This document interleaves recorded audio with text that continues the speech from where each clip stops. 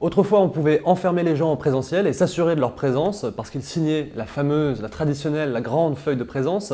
Et aujourd'hui, c'est un petit peu plus compliqué d'obliger les gens à se former. Donc ce nouveau contexte, à la fois dans les usages, dans les modes d'apprentissage et après dans la manière de proposer, de distribuer la formation, oblige ou amène les responsables formation à se former au marketing et à développer des techniques issues du web marketing pour aller chercher les apprenants, chercher les utilisateurs et les convaincre de venir se former.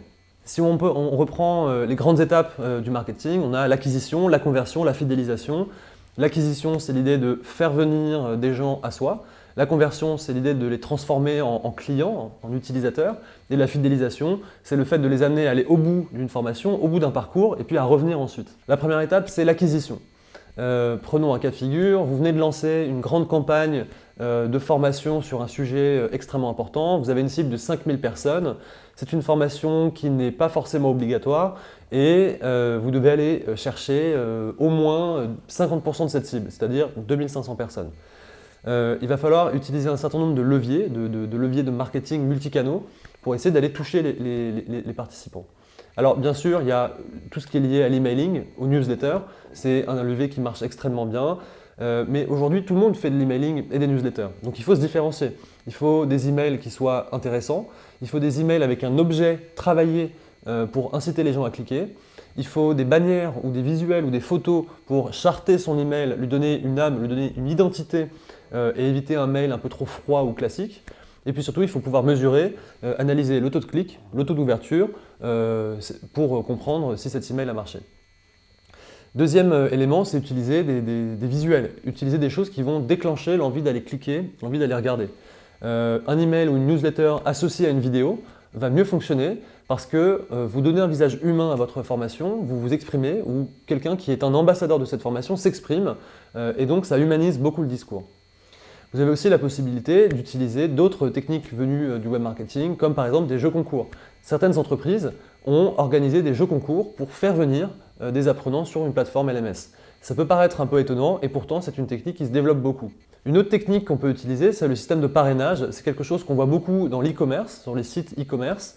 Vous êtes client, vous venez d'acheter un produit, ou vous êtes un client fidèle et le site va vous proposer de parrainer quelqu'un d'autre ou va vous proposer par exemple un coupon de réduction si vous parrainez ou si vous envoyez un code promo à quelqu'un de votre réseau. Ces techniques de parrainage, elles fonctionnent très bien parce qu'on a tendance plus facilement à aller cliquer sur un lien quand il a été reçu par quelqu'un qu'on connaît, par un proche ou un collègue. Le deuxième sujet évidemment c'est la conversion.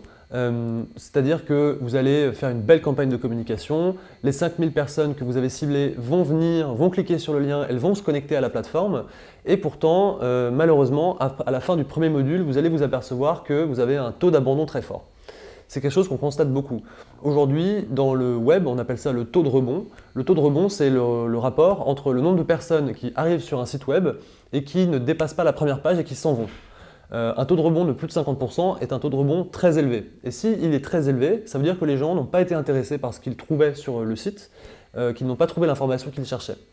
Donc vous allez, vous aussi, en tant que responsable formation, devoir réduire votre taux de rebond et essayer de transformer les personnes qui arrivent sur le LMS ou qui arrivent sur la vidéo que vous avez créée en utilisateurs, en apprenant et les faire revenir à chaque fois sur les nouveaux modules.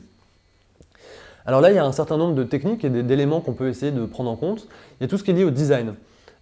Aujourd'hui, on s'aperçoit par exemple, certains sites e-commerce s'aperçoivent que quand ils changent une phrase qui apparaît sur le site ou qu'ils en mettent une plus haut ou plus bas, donc ils font des transformations de design sur le site web, sur l'interface, eh bien on a un impact très fort sur le taux de rebond. Donc il y a toute cette optimisation du design qui peut être intéressante. Le deuxième point, c'est d'utiliser les données en temps réel pour relancer le plus vite possible tous les gens qui décrochent. Aujourd'hui, avec le digital learning, les apprenants sont un peu des décrocheurs et il faut essayer de les raccrocher le plus souvent en les relançant de manière évidemment amicale et non pas par des mails automatisés, mais en essayant d'aller chercher les personnes qui décrochent, qui abandonnent la formation. Donc ça implique de suivre en temps réel les données qu'on va pouvoir collecter pour identifier que peut-être 30% des gens ne se sont pas connectés au deuxième module et donc les relancer pour les faire revenir. Le dernier élément, c'est la fidélisation en web marketing, c'est-à-dire que quelqu'un a été client une fois sur un site, par exemple, sur Amazon, sur un site e-commerce, et donc vous souhaitez le faire revenir. Donc pour ça, il faut essayer de comprendre ses besoins et essayer de pousser les bons produits de formation au bon moment. Imaginons que 1000 personnes suivent une formation en ligne, eh bien ces 1000 personnes n'auront pas forcément des besoins de compétences identiques au même moment. Donc il y a un vrai travail de segmentation des apprenants, de la base de données à faire pour pousser aux bonnes personnes les bonnes formations. Il y a également d'autres techniques qui peuvent très bien fonctionner. C'est ce que fait par exemple YouTube. Quand vous vous abonnez à des chaînes YouTube, imaginez que vous êtes un passionné d'échecs et vous vous abonnez à toutes les chaînes YouTube de joueurs d'échecs. Eh bien, ce qui va se passer, c'est que YouTube va vous envoyer ponctuellement un petit email vous proposant une nouvelle vidéo qui a été postée par une de vos chaînes préférées et va comme ça créer de la récurrence et vous inciter à revenir sur la plateforme. Quand on est dans une logique de formation en libre accès, en self-service, il faut créer cette appétence, il faut créer cette envie de retourner sur les plateformes pour se former via ce type de campagne. Pour synthétiser et revenir sur ce que le web marketing appliqué à la formation va vraiment changer, il y a quelques points vraiment importants. Le premier, c'est de créer du contenu affinitaire, du contenu qui soit expérientiel, vivant, sur lequel on a envie d'aller. Le deuxième, c'est de segmenter. Tout le monde n'a pas les mêmes motivations, les mêmes modes d'apprentissage, et donc il faut vraiment segmenter pour aller chercher les bonnes personnes au bon moment.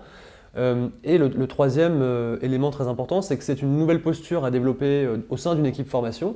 Alors, est-ce que c'est une personne dédiée ou est-ce que c'est une compétence à développer, une nouvelle casquette à développer?